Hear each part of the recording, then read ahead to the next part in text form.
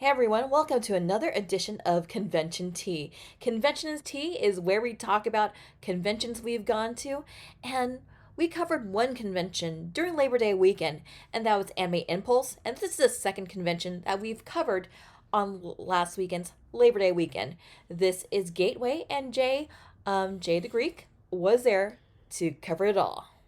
Yeah, it was a really cool event for those of you who are tabletop aficionados like myself. You'll get a lot out of this, and if you are into anything else, you will probably be bored. All right. Before we move forward, let's just kind of like just get a few things out of the way.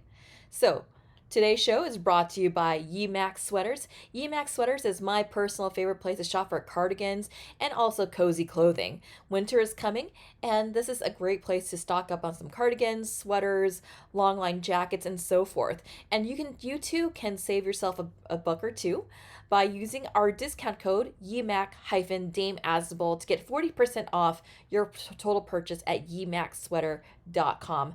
Again, that code is YEMAC-Dame Asdable. Also, I just wanted to just briefly talk about who we are, Scarlet Rhapsody. Scarlet Rhapsody, we are a convention website review team. Basically, we attend conventions, we review them, whether it's anime, pop culture, gaming, or even tabletop gaming, and we just like to just document like what's going on at all these pop culture events. We've been doing this since about 20 years ago. We have an archive of conventions dating as far back as 2003. We are one of the largest websites that has archived convention history, and we're very proud of that. And you can kind of see here, like when we first started, this is 2000, this is me posing next to Mari Ijima, voice actress of Minmay, and to the present, and that's me cosplaying as Nero on the last day of Anime Expo. So, Scarlet Rhapsody, we've been around for a while, and we also know what we're talking about. Also, with that said, because I've been doing this for so long, I was like, you know what? I could write a book about this. And that's what I'm currently doing right now. The Fangirl Diaries. This is all about finding identity, finding your people, your community through the rise of anime fandom at the turn of the millennium. Keep your fingers crossed that we can make this happen, and we appreciate everyone's support so far on the Fangirl Diaries. All right. Tell us more about Gateway 2023, Jay. All right, so this event is held for all 4 days of Labor Day weekend, Friday through Monday. It is held at the LAX Hilton, a location many Southern California anime fans might remember as the home of PMX for years. So if you have been to any PMX during that time period, you know the layout really well, and they use it fairly well, in my opinion. They use the second floor, the obviously the lobby floor, and the lower floor, basement, as I always like to call it, for different types of things. So on basement levels, you're going to find most of your D&D Adventurers League zone, where they have a bunch of Adventurers League registered DMs. You can get your sheet there. They can even, if you're, I think beyond level 5, I think you can actually get the little marker thing that says, yes, this has been an approved level up. And you can then take that Adventure League character to any other Adventure League thing, whether it is at your local game store or some of the online stuff they do. The lobby floor was kind of where you would have your dealer hall at PMX, and it is also the dealer hall here, which is really cramped. And I don't know if this is because I've been going to events like Anime Expo and Comic Con San Diego and things like that, even Anime Boston, and I'm so used to these larger dealer halls. This one felt very cramped. The aisles were not particularly like navigable, especially considering there are some bigger people at this event. So it just got a little bit crazy like that. But if you were looking for any kind of game, you'd probably find it there. I didn't see a lot of miniature sellers, which kind of was a bummer for me. I was hoping to find some like unique minis. I remember seeing them at an old game expo I went to, geez, 6, 7 years ago. So I don't know if there's just a crackdown on that or if, those people just don't show up anymore. Though they did have dice sellers and dice bags and things like that. All right, and you said, and Gateway is also part of the Strategicon family. Can you tell us more about the Strategicon like events? I can. They do 3 events a year. They're all similar to this to some extent with some differences. It's OrcCon, Game Expo, and Gateway, where basically it is, hey, come here for 3 to 4 days and just nerd out playing every type of tabletop you can think of. So if you wanted to, hypothetically, you could go to that basement I talked about earlier and just do Adventure League mission after Adventure League mission after Adventure League mission, and by the course of 4 days, you'll probably have a pretty buffed out, badass character. On the other hand, if you just want to hang out with friends or meet new friends, there are plenty of open tables for just playing whatever you want to play. In addition to a card room for card battle games, a just straight up D&D room, or technically RPG room, and that's excluding the war game room, which I believe that photo is from. Yeah, I'm showing some of the first few photos here are from the Wargame Room. Yeah, tell us more about the Wargaming Room. So the war game. So for those who don't know, a lot of tabletop, including D&D, owes its existence to wargaming. Wargaming is essentially getting a large map, usually of Europe or Revolutionary War America or the Mason-Dixon line or medieval England, and you have all your troops, usually each thing representing either a company or a brigade, depending on the size of the battle. And you have to then navigate the battlefield, navigate the war to some extent, and do it.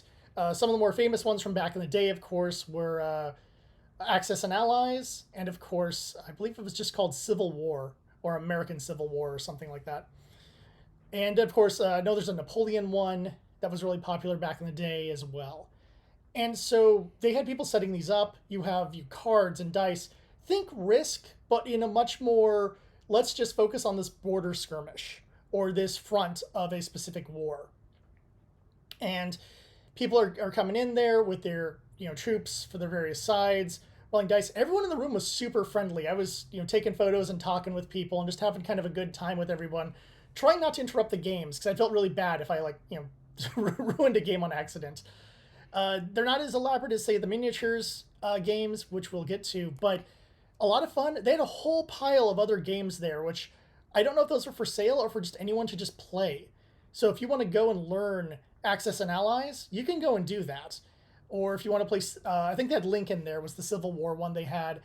They had flags, colors and companies and colors, and I believe they had a medieval war version one of those and a Rome version one of those. So a lot of different options, a lot of different time periods, and the historical aspect of it, in my opinion, makes it a really fun kind of game to play. And as long as you know the rules, you can basically play with anyone, as long as both people can accept what side they want to be on. And here we have a photo from looks like what's the TCG section of the con. This was also on the top. I keep on the top floor. I'm sorry about that. The second floor. They had they call it the collectible room, which annoyed me because I'm like, oh, cool, we're gonna see some awesome looking statues. No, it's for TCGs, and CCGs and other things that have the letters CG card game at the end. Now, I'm nothing against that because they had a bunch of different things playing.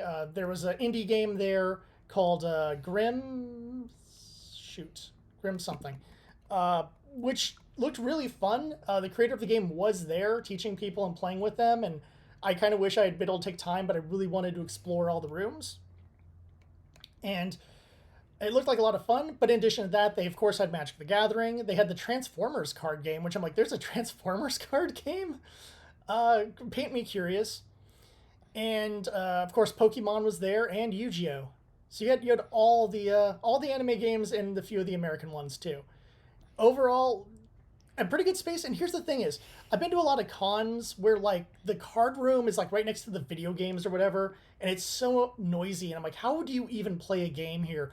This room, outside of people having the standard card battle talk of, oh, I'm using Sword Man 3. Sorry guys, I have not played one of these in forever. But they were sending out their cards, and that's the only conversation you had is the standard kind of stuff you would have at a table, not a bunch of background noise to distract you and what have you, which I really, really liked. Because if I was playing one of these games, I'd like to not be distracted.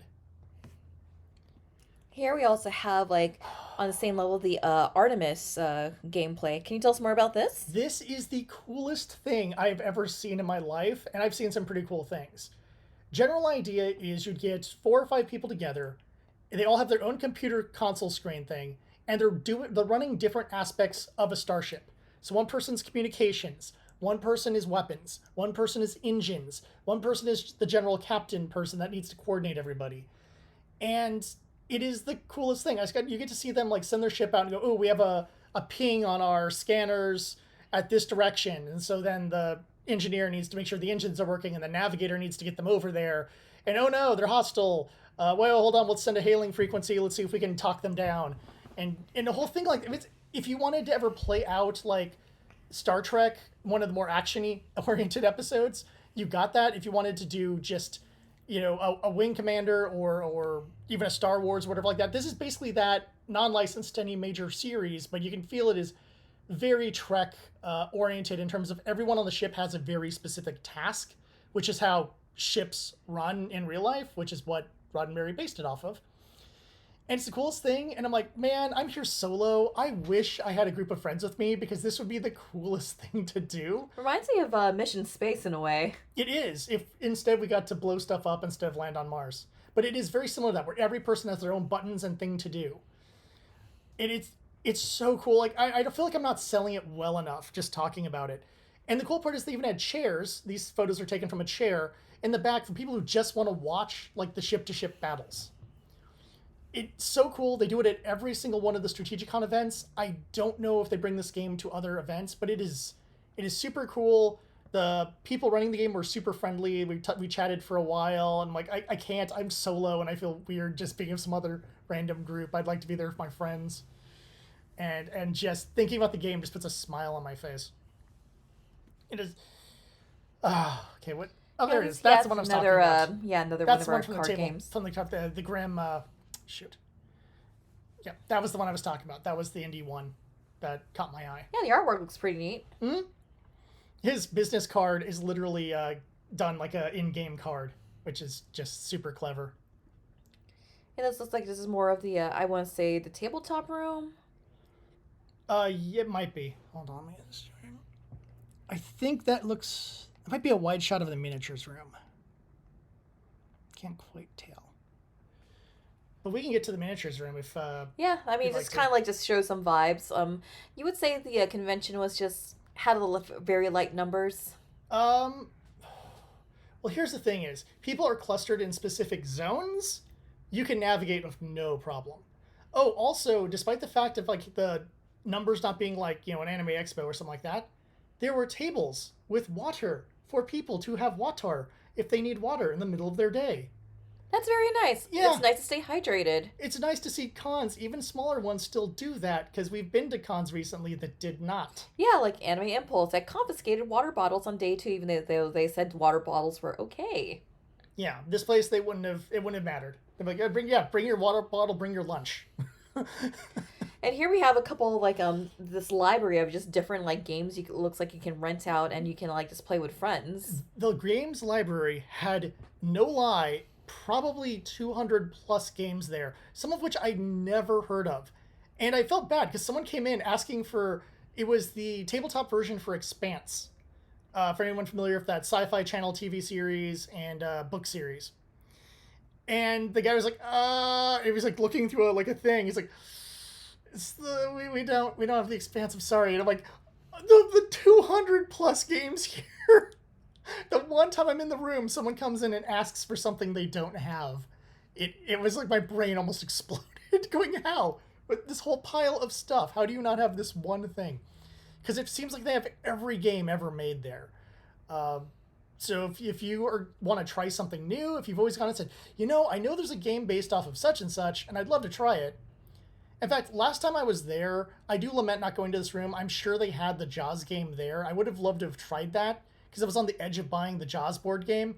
And by the way, people, I've watched people online play it. It is the coolest, most fun thing, especially if you're a Jaws fan. And even if you're not, it's still like, do you want to fight a killer shark? In board game form. And they do a great job with it. And it would have been nice to give that a try so that I then could have gone and said, hold on, I gotta go to the dealer hall now. Go and grab it. It was really surreal just going in there and seeing how much has been collected over all the years. It is amazing. And again, people were just at random tables, like in hallways or in various corners, or going to the properly labeled rooms. The only one I never took a photo of was the RPG room specifically. because people there were playing, and I asked, the standard, can I take a photo here? I need just kind of everyone to say yes, and one guy's like, I'm not really cool with that, and I'm like, all right. So I was like, well, no, I can't take this one. It was only one. There was two games running at the time, but to navigate the rooms, kind of the tables are awkwardly kind of set.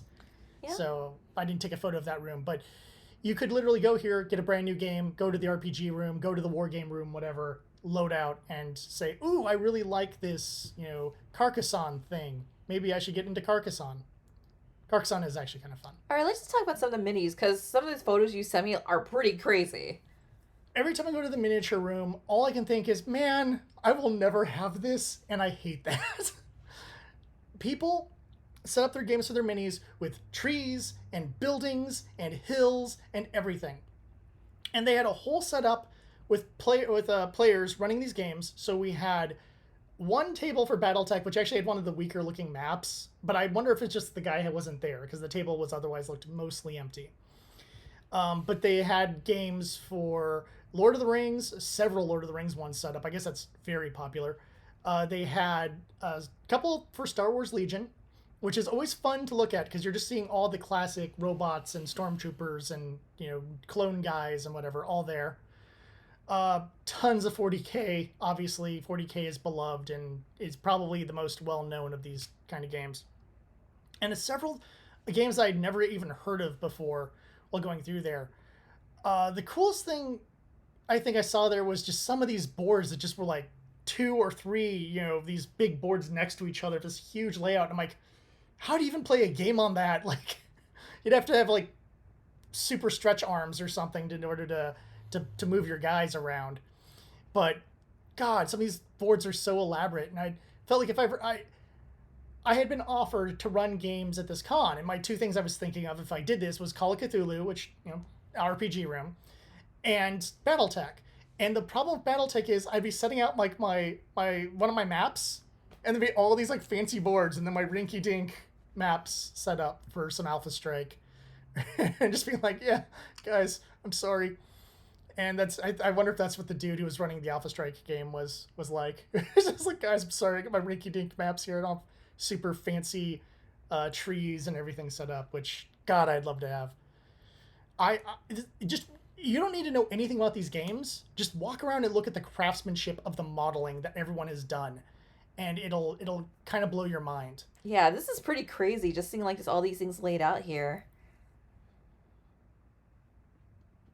Oh yeah, and we also have some booksellers too. This is probably from the vendor hall. Yes, I didn't take a lot of pictures of the vendor hall, but there were some bookseller people that I took a photo of because I went to the show with my stepdad, and there's a genre he really loves called urban fantasy.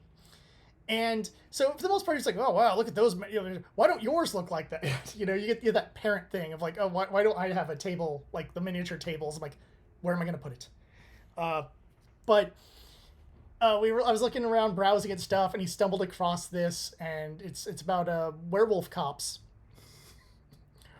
And he was instantly enthralled, and I'm like, I gotta take a photo now because this is the funniest thing to me. The old man goes there, and he's like, yeah, too bad you're going to time, you don't didn't bring your brother so you guys can play some of these games. And I'm like, yeah, it'd be nice if he didn't live out of state. And stuff like that. I think the only things he was ever interested in was Artemis and this bookseller, and everything else it was just kind of like oh, why don't you have these cool looking stuff? And I'm like, because I have no room for it. I don't even know how people transferred those boards, by the way. It blew out. If anyone watching can explain to me how you transfer these boards and make them look so good. Like, I think I could do it in my own house if I was willing to sacrifice the dining table, but I don't feel like I could transport that board without it getting ruined. So if anyone has answers for that, please let me know. All right. So that's just pretty much wraps up what we have for Gateway 2023. What are your final thoughts, Jay, on Gateway 2023?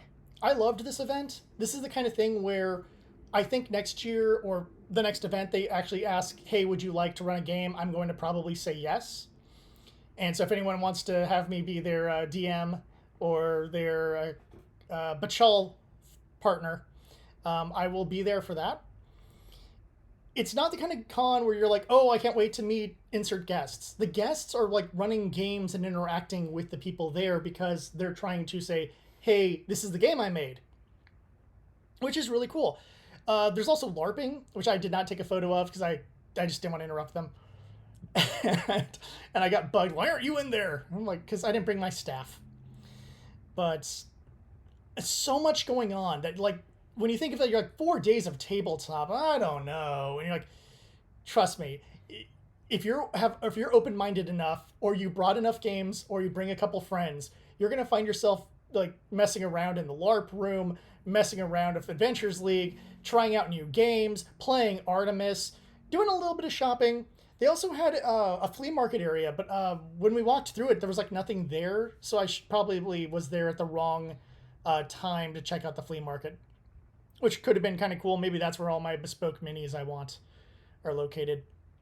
Oh, final thing I want to bring up here. They also have a minis painting, they call it the paint and take. Basically, in the miniatures room, and again, there's too many people, so I couldn't do the photo. But if they have an open seat, you sit there, they give you a mini, and the paint supplies you need. And if you need a tutorial, a person will one-on-one with you tutorial you on how to paint minis, which is the coolest freaking thing. And the fact that at the end of it, you then have your little guy. I don't know if they just have a random pile of guys or if they have one specific guy created for the convention. But you can then have your guy that you painted, that you learned, and that you can bring that home with you for free, as long as you, I mean, you have to have the badge, but I mean, like, in terms of, like, you know, at events, there's how many times have we gone to various cons where there's, oh, you want to go see this, pay the extra for this ticket or that ticket, and it's just, hey, sit down and learn and get something new out of it. And I really appreciated that. I didn't have the chance to do it because the seats were always full every time I walked past, which, that's the only problem with it. It's first come, first serve. There is no sign up list for that, so you got to just wait and wait, or just come back every 20 minutes and see if someone's left and then run for that chair and go, my turn. But everyone on staff I met was super nice. Getting my badge was very easy. My only concerns for badge might be day 1 or morning of day 2, where because it's located on the second floor, it's kind of an awkward position for lines, and that might get a little crazy. But other than that, this isn't a 10,000 person event. This is a 500 to maybe low thousands at most. It's hard to tell because, again, when people are clustered around tables, I'm not taking an internal head count, but it really isn't like a ginormous kind of event. Tickets are not that expensive, and fun fact I learned while there, you don't even need a badge if you want to do the shopping and browsing. You do need it if you want to play games or have any of the secondary stuff like Artemis or Paint and Take. Overall, really cool. I would love to take some tabletop friends or people who just are kind of curious about tabletop. This would be the place to go to learn. And I'm actually kind of excited for the next one. Maybe because part of me wants to run a table, and just because they're my people. And I don't get to go to cons with like nerdy tabletop people too often. All right. With that said, this has been another edition of Convention Tea. Jay the Greek, thank you so much for sharing your thoughts on Gateway 2023. My pleasure. And remember, the convention is what you make of it, so make it a good one. And we'll see you at the con.